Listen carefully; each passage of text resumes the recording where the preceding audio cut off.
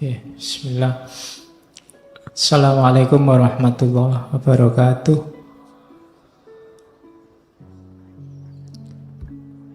Oke, nah kalau hidup begitu, kebahagiaan terus. Lah kalau gitu apa harus sumpek? Enggak, katanya Markus. Meskipun hidup itu selemah itu, tapi kita tetap bisa bahagia. Rumusnya bahagia simple. Yang pertama pikiran. Kebahagiaan hidupmu tergantung kualitas dari pikiranmu. Hari ini, detik ini kamu bisa langsung bahagia meskipun sedang sumpek urusan apa wae, tinggal kamu detailkan urusanmu apa. Uang habis, makalah belum selesai, dosen ngamuk-ngamuk, bapak kos nagih misalnya. Itu kan sumpekmu kan kamu bawa di sini. Itu detik ini juga bisa selesai itu semua, tinggal kamu geser caramu berpikir. Yo gampang lah rumusnya. Duit habis gampang, teman masih banyak. Ya ngampung-ngampung dikit makan ndak apa-apa lah, hutang-hutang dikit pasti boleh. Nilai jatuh, alah semester depan bisa diulang. Ya makalah kok belum jadi-jadi gampang, Google masih sedia banyak referensi. Itu kan lebih simpel. Tergantung pikiranmu. Berarti apa? Sekarang ayo dinikmati. Atau paling tidak, sekarang kan sedang ngaji di masjid. Urusan makalah, urusan besok kuliah, urusan duit kan nanti kalau mau makan urusan. Jadi sekarang gak usah tak pikir itu. Nanti jatahnya mikir itu nanti kalau berhadapan dengan urusannya. Kalau sekarang ya mikir ngaji. Itu kan kamu terus jadi bahagia. Jadi tergantung pikir. Ada urusanmu berat, apapun beratnya tinggal alah sekarang mikir ngopi-ngopi dulu lah, ngerokok-ngerokok dulu santai. Lu iso bahagia detik itu juga.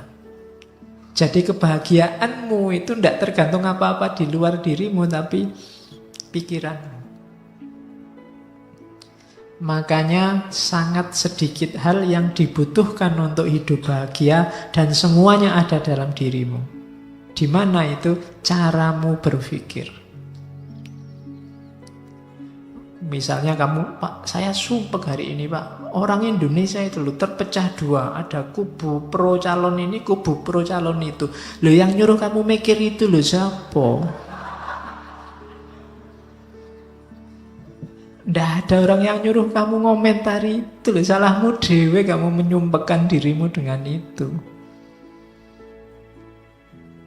Bahagialah. Banyak hal untuk dinikmati dan bahagia. Nah, itu rumus pertama ya, bahagia dari pikiran. Yang kedua, kebahagiaan akan lahir, hati-hati jangan dicantelkan pada hal di luar dirimu. Katanya Markus, kebahagiaan mereka yang ingin populer tergantung orang lain. Orang yang semacam ini tidak akan bisa bahagia. Orang yang ingin populer berarti dia butuh follower banyak, dia butuh jempol banyak, dia butuh dipuji, butuh dikomentari. Kalau sandaranmu bahagia ini, kamu akan susah bahagia. Karena akan selalu ada orang yang tidak suka padamu. Ngaji ini mungkin yang suka banyak, yang tidak suka pasti juga ada. Kalau kamu sumpek dengan yang tidak suka, kamu tidak akan bahagia-bahagia. Kalau kamu sumpek dengan hatersmu, kamu tidak akan bahagia. Karena akan selalu ada orang yang tidak cocok. Karena memang tipenya orang beda-beda.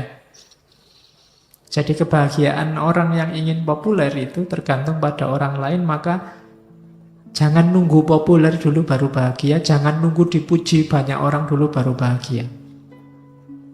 Bahagialah sekarang.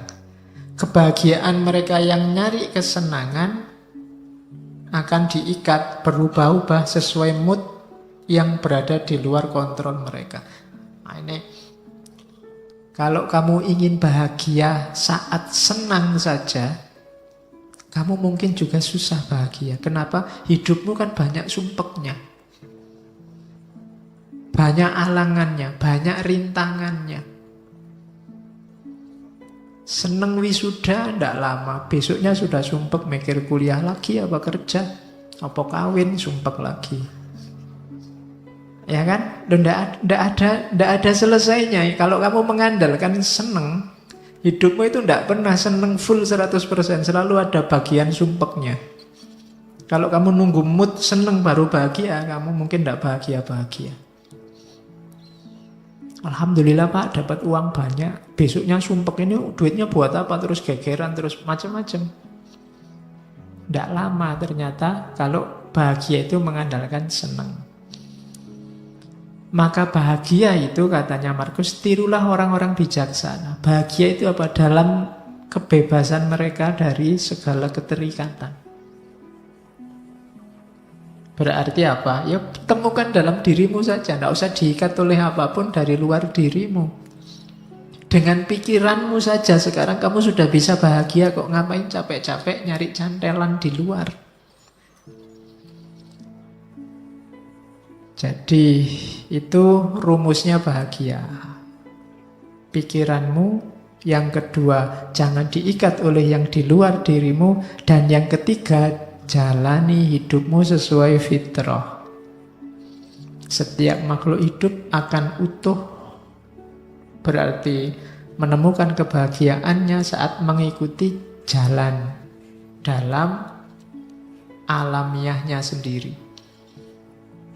Jadi jalannya sendiri yang alami. Ya kayak tadi loh, ya kalau lapar ya makan, haus ya minum, simple, jalan-jalan hidup yang simple, ndak rumit-rumit. Kamu akan bahagia. Ndak usah target macam-macam untuk bahagia di luar diri kamu, nanti akan sumpek sendiri, ndak ketemu-ketemu bahagianya. Nikmati hidupmu, jalani hidupmu sesuai fitrahmu. Ndak usah pakai semboyan. Pokoknya Pak, saya ndak akan kawin sebelum kaya, itu bikin sumpek sendiri. Ya kalau memang ada calonnya, cukup segalanya, ya nikah saja. Saya Pak, sebelum 29, itu kan banyak yang begitu. Ndak usah lah, bikin rumit sendiri. Pokoknya kalau cocok sesuai apa-apanya jalan, ya nikah saja, ndak masalah. Itu hidupmu akan utuh. Oke, yang tadi kebahagiaan. Sekarang menghadapi kesulitan yang kita sebut rasa sakit.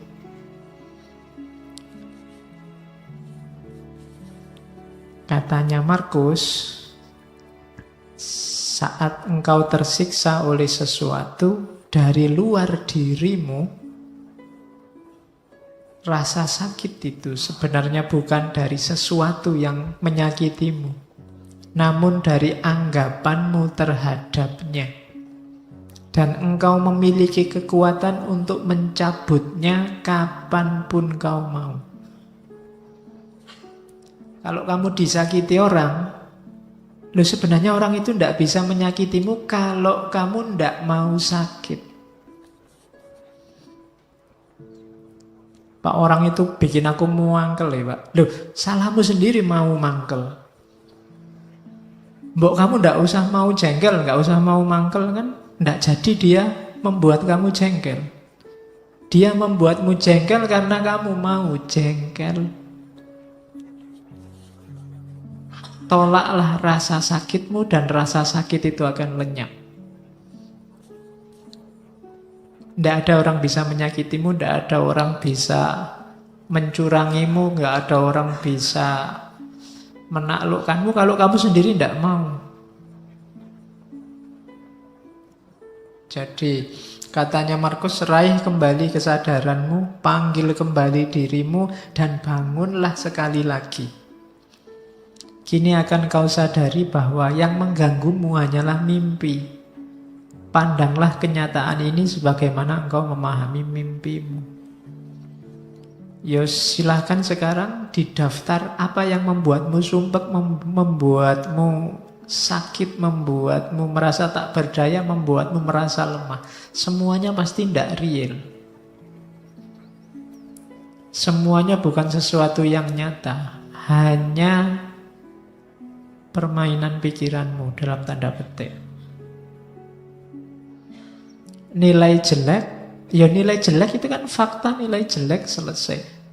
Dia tidak harus menyakitimu bahwa kamu besok akan ngulang kuliah lagi sehingga nilainya jadi baik. Ya diulang saja tanpa harus merasa sakit kan bisa. Diputus pacar Pak, itu sakitnya luar biasa. Ya wis putus, ya putus saja. Lah kok enak? Aku yang diputus kok terus aku merasa sakit. Kan double berarti. Kamu mutus aku ya sudah, tapi aku tidak sakit kok. Oh itu lebih gaya. Iya. Jadi sakit atau tidak itu kan kamu yang bisa ngatur. Pedih hatimu itu dirimu sebenarnya. Tidak bisa engkau membuatku sakit hati, itu tidak bisa. Kamu sendiri yang mau dihinggapi rasa sakit itu. Ada orang maki-maki kamu kayak apapun, kalau kamu tidak tersinggung kan tidak ada apa-apa. Saya tersinggung loh Pak. Lihat salahmu sendiri tersinggung. Kamu tidak tersinggung itu bisa lah, kok milih tersinggung. Itu kamu milih rasa sakit.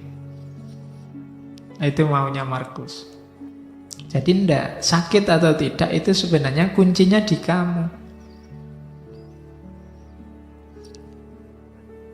Terus tak seorang pun dapat kalah, baik di masa lalu atau di masa depan.